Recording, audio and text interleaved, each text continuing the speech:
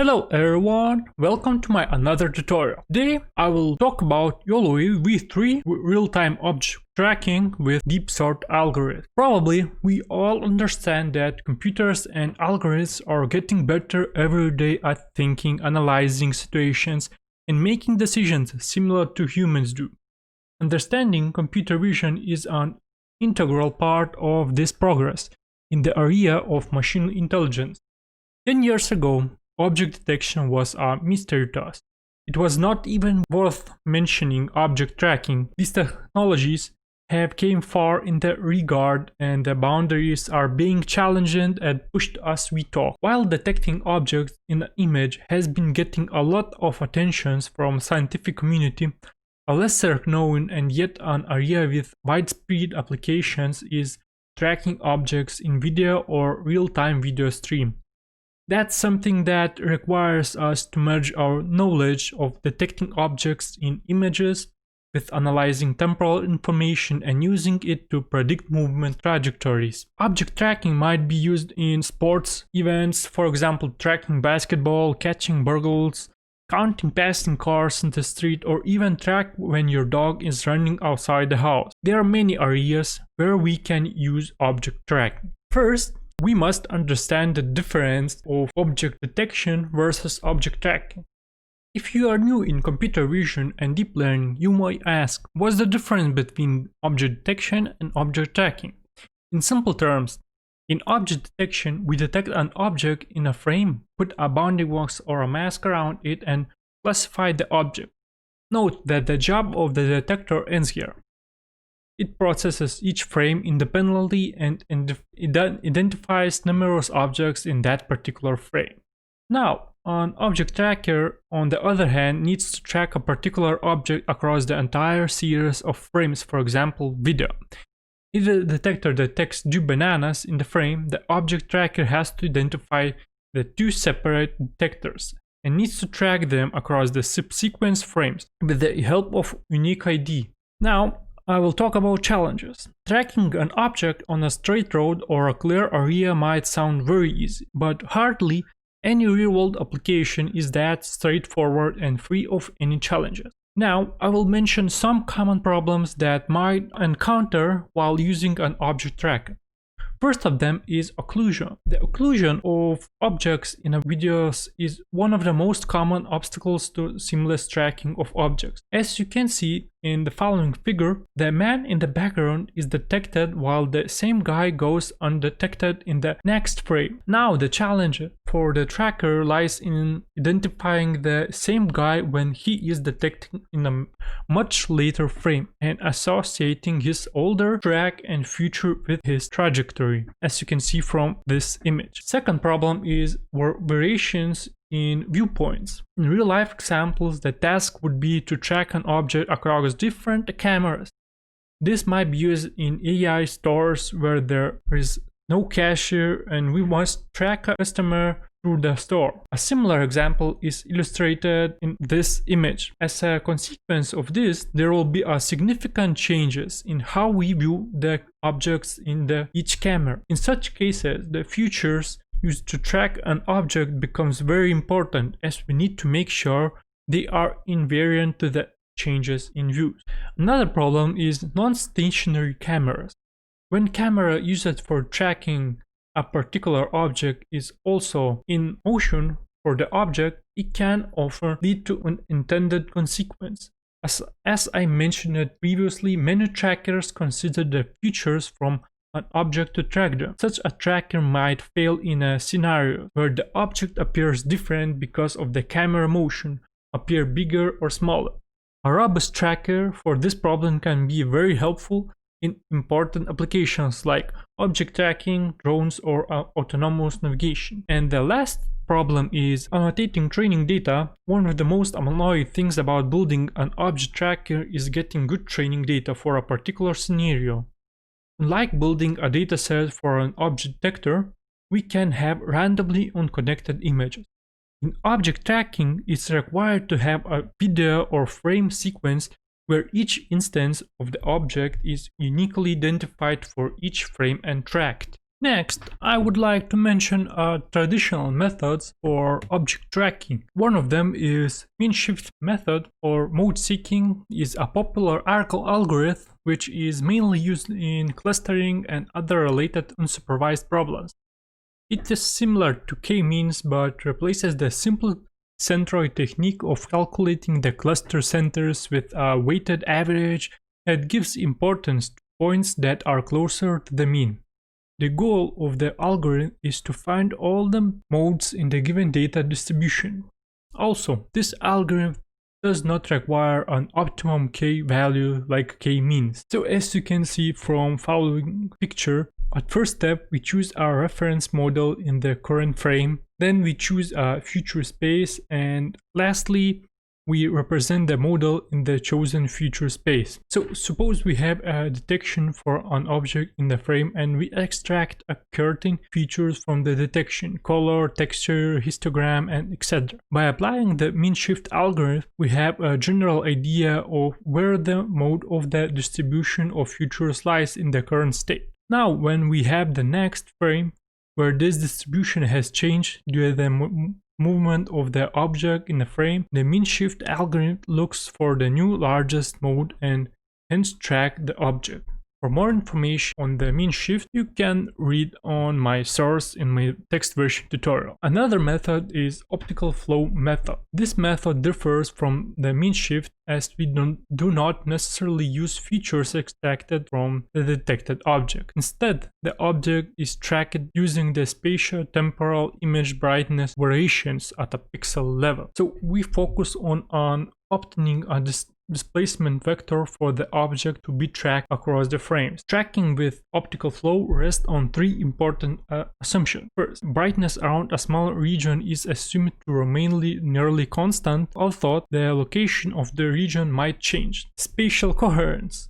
Neighboring points in the scene typically belongs to the same surface and hence typically have similar motions. Third, motion of a patch has a gradual change. And fourth, limited motion points do not move very far or randomly. Once these criteria are satisfied, we use something called the Lucas-Kennedy method to obtain an equation for the velocity of occurring points to be tracked. Usually these are easily detected features. Using the equation and some prediction techniques, a given object can be tracked through the video.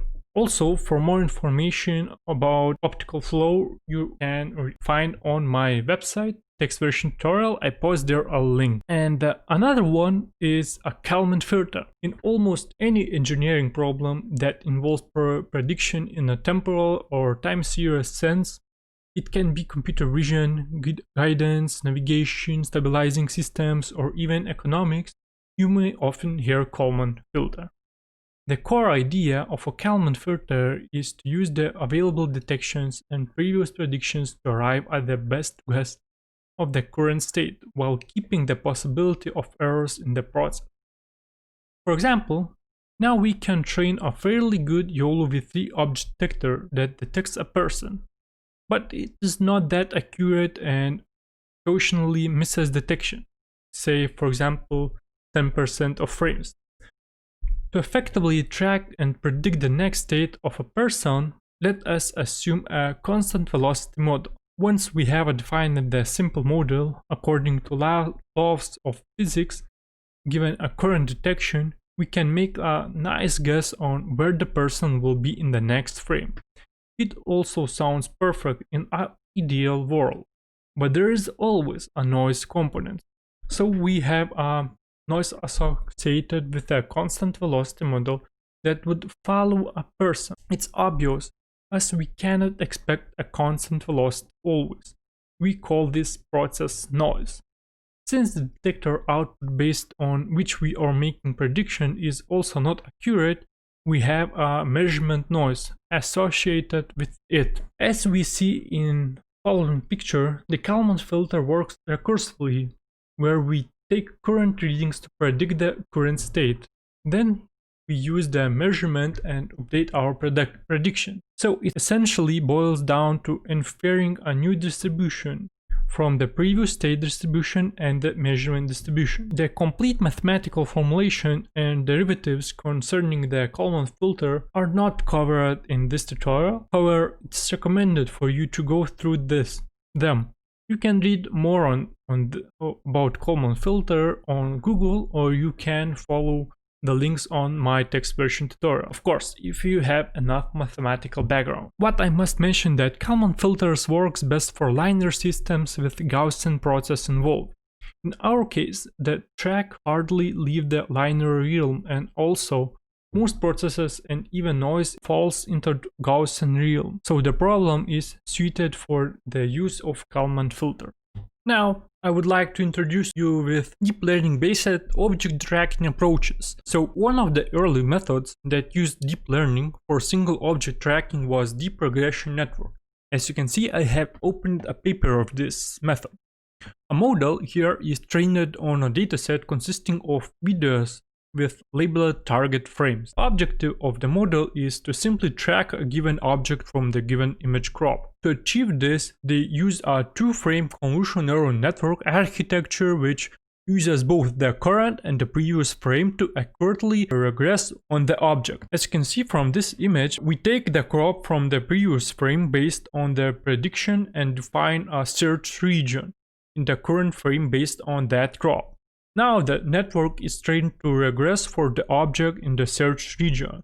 The network architecture is simple with convolutional neural networks followed by fully connected layers that directly give us the bounding box coordinates. Well, actually, if you would like to read more about this, you can find the link to this paper on my text version tutorial. Simply visit it. Next method is recurrent Yolo. That's the elegant way to track objects using deep convolutional neural networks. That's a slightly modified Yolo detector with attached recurrent LSTM unit at the end. That helps to track objects by capturing the spatial temporal features. Well, you can see the architecture here in this image. Actually, this is quite small image given in this paper, but also you can visit paper in my text version tutorial if you would like to read about it more. So, as shown in this image, the architecture is quite simple. The detections from Yolo are concatenated with the feature vector from a convolutional neural network based feature extractor. Well, we can either reuse the Yolo backend or use a specialized feature extractor. Now, this concatenated feature vector, which represents most of the spatial information related to the current object along with the information on the previous state, is passed onto the LSTM cell. The output of the cell now accounts for both the spatial and temporal information. This simple trick of using CNN for feature extraction and LSTMs for bounding box predictions gave high improvement to tracking challenges. I think that the most disadvantage of this method is that quite hard to train the LSTM network. Actually, it makes it harder than simple Yolo network around 3 times, but I haven't tested it practically, so it's hard for me to argue. And the next method, this is the reason I am making this tutorial, is deep sort, and the most popular and one of the most widely used object tracking framework. And here is the paper of this method. Actually, in the deep sort tracker, the Kalman filter is crucial component. That's what is written in this paper. So, Kalman tracking scenarios defined on the 8-dimensional state space. 8 of these are the 8, and they contain a bounding box, center position, aspect ratio, the height of the image, and the other variables are the respective velocities of the variables. These are respective. Note that variables have only absolute position and velocity factors since we are assuming a simple linear velocity model.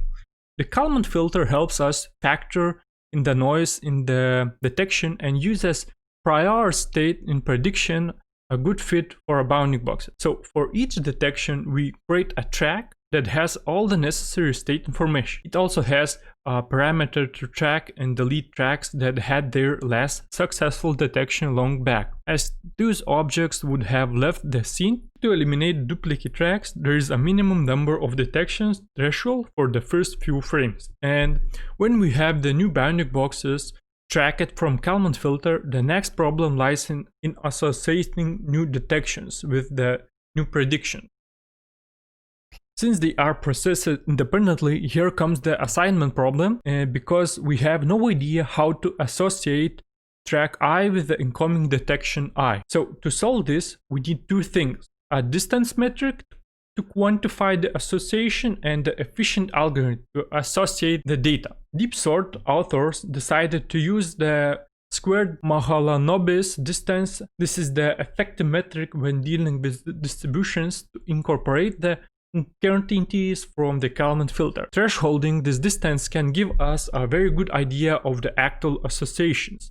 This metric is more accurate than Euclidean distance, as we are effectively measuring the distance between two distributions, and everything is a distribution under Kalman filter, I should mention. And in this case, the authors offered to use the standard Hungarian algorithm, which is a very effective and simple combination optimization algorithm that solves the assignment problem. Now, up to this point, we have an object detector giving us detections, Kalman filter tracking detections, and giving us missing tracks, and the Hungarian algorithm solving the association problem. Despite the effectiveness of the Kalman filter, it fails in many of the real-world scenarios like occlusion, different viewpoints, and etc. So to improve this, the authors of DeepSort introduced another distance metric based on the appearance of the object. So authors first built a classifier over the dataset, trained it till it achieved a reasonably good accuracy, and then stripped the final classification layer. Assuming a classical architecture, we will be left with a dense layer producing a single feature vector waiting to be classified. That feature vector becomes our appearance descriptor of the object, and as you can see, here is the CNN architecture. So here, dense 10 layer shown in this architecture will be our appearance feature vector for the given crop. Once trained, we just need to pass all the crops of the detector bounding box from the image to the network and obtain the dimensional feature vector. So a simple distance metric combined with a powerful deep learning technique is all it took for DeepSort to be an elegant and one of the most widespread object trackers. So that's it with theory. If you would like to read about it more on my text version tutorial, you can find all the links with all the papers. So next, I would like to talk about implementation.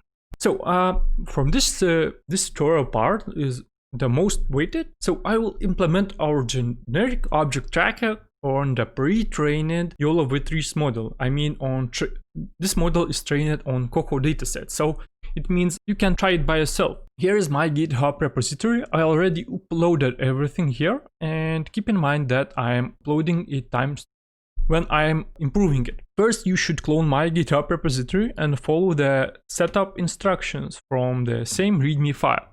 Of course, I will add these steps here. If you have issues, follow my past Yolo v3 tutorials. Links can be found on the end of this description. If you can run simple detection, this means you will be able to run and the tracker. So here is here's a DeepSort folder in this repo.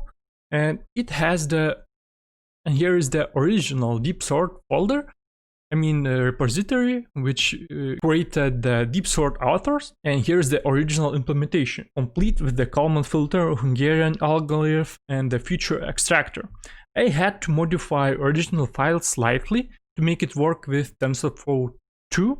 And originally it was written to work with TensorFlow 1.x, but for now, I fully converted it to 0.2, but the original repo is built only for validating the algorithm with the Mars test dataset. So let's now look at my object tracker by script. Here is the whole script. Same as in object detector, first we initialize our Yolo v3 model. Then we import necessary functions for our DeepSort. So here is all the DeepSort. And here is standard for object detector imports. Here I choose which model to use, tiny or the large one, and I recommend to use the larger one. And here I create the Yolo model fully.